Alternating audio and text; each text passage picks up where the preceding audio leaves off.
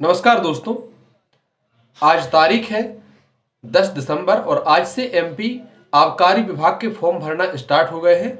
तो इस प्रोसेस में जो महत्वपूर्ण तिथि है, जैसे कब फॉर्म भरना है, कब एग्जाम होना है, क्या एलिजिबिलिटी क्राइटेरिया है, उस पर हम डिस्कस करने वाले हैं। लेकिन उसके पहले आप जान लीजिए कि आबकारी पुलिस का काम क्या होता है। तो आबकारी पुलिस का जो काम होता है वो राज्य में या जिले में जहां पर वो तैनात होती है वहां पे नशीली चीजें या मादक पदार्थ जो होते हैं उनको अ, अवैध तरीके से बिकने ना देना, उन पर नजर रखना, ये सब काम आबकारी विभाग के अंतर्गत आते हैं।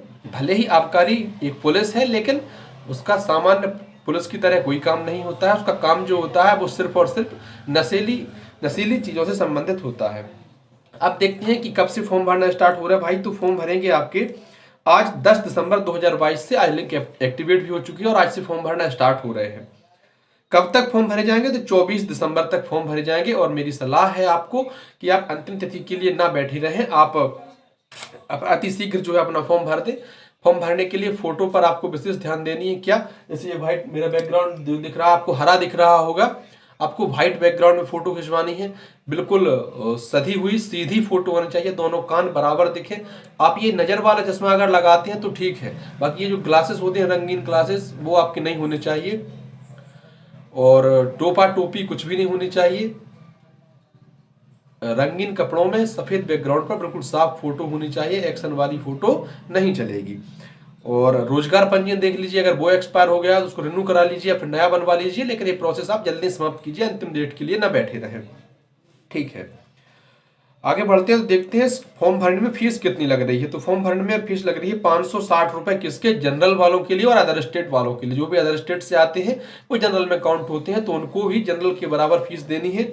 जबकि SC ST OBC EWS इनके लिए फीस है 310 रुपए। कितनी फीस है? 310 रुपए। ठीक है, एग्जाम की बात करें हम, एग्जाम कब होगा? तो ये होगा 20 फरवरी 2023 से स्टार्ट होगा। मध्य प्रदेश में ऑनलाइन एग्जाम होते हैं, कई दिनों तक चलते हैं।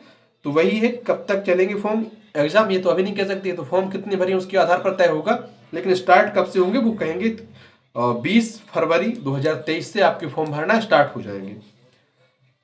पदों की बात करें अगर हम, तो देखिए 51 पद हैं सामान्य भर्ती के लिए और बैकलॉग के 149 पद हैं। आपके मन में प्रश्न उठेगा कि ये बैकलॉग क्या है। तो बैकलॉग ऐसा होता है, जैसे पिछली बार जब भर्तियां आई होंगी तो कुछ पद छूट जाते हैं, वो भर नहीं पाते, उनको बैकलॉग पद कहते हैं। कैसे? जैसे मध्य प्रदेश में शिक्षक वर्ग 3 में ST कैटेगरीज के लिए लगभग 10,080 या 84 ऐसे कुछ तरह से कुछ पद आए हैं। जबकि बताया गया था, एक अखबार में छप के आया था कि लगभग 9,000 लोग ही क्वालिफाइड हैं। तो कुछ ना कुछ पद छूट जाएंगे, अब वो किसी और को तो मिलेंगे नहीं, तो अगली भर्ती में वो पद ऐड होकर आ जाएंगे। यही होता है बैकलॉग पद का सिस्टम। एलिजिबिलिटी क्या होनी चाहिए? आपको 12th पास होना चाहिए। MP पुलिस कांस्टेबल के लिए 10th पास होना जरूरी है, लेकिन यहाँ पर आपको 12th पास हो।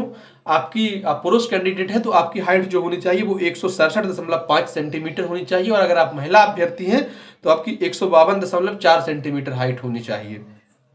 चेस्ट पुरुषों के लिए होता है 81 नॉर्मल में और 86 फुलाने के बाद। वो सुना नहीं है आपने, भागवत पांडे जी की रचना है कि इस वर्दी की खातिर 81 का सीना चाहिए, 5 अलग से फूले भी और घुटने भी ना जुड़ना चाहिए।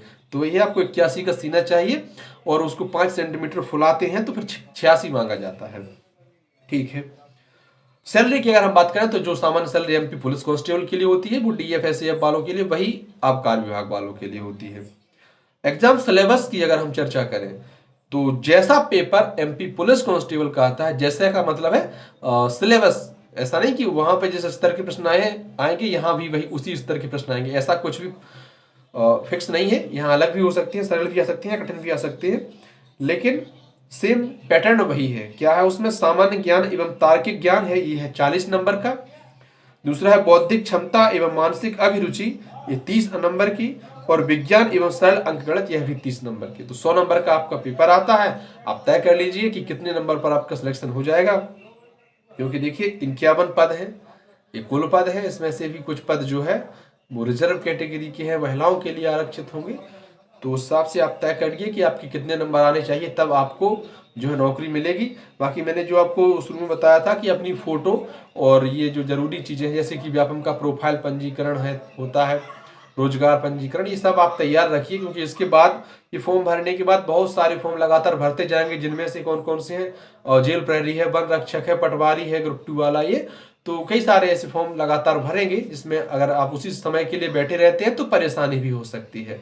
तो मेरी सलाह यही है कि अतिशीघ्र अपने बाकी के काम छोड़कर पहले ये काम पूर्ण करें। अगर आप इंटरेस्टेड हैं मध्य प्रदेश में आबकारी विभाग में नौकरी पाने के लिए तो तैयार हो जाइए और मेहनत जो है अपनी करते रहिए। धन्यवाद प्यारे साथियों। वीडियो जानकारी आपको अच्छी लगी हो तो वीडियो को लाइक कर दें और अपने चैनल को सब्सक्राइब कर दें। धन्यवाद। जय हिंद।